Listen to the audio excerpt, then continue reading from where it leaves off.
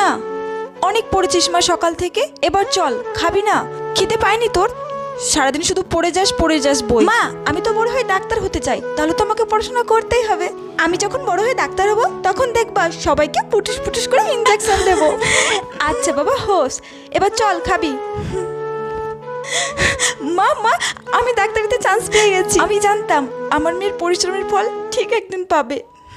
তুই তো একটু আরামও করিসনি মা, সারাদিন ধরে কাজ করে যাচ্ছিস। এরকম করলে তো তুই অসুস্থ হয়ে পড়বি মা। আমাদের কাজটাই তো এটা মা, মানুষের প্রাণ বাঁচানো। অভ্যাস হয়ে গেছে। তুমি চিন্তা করো না, তুমি ঘুমিয়ে পড়ো, আমি সেমিনার রুমে একটু রেস্ট নিয়ে নেব।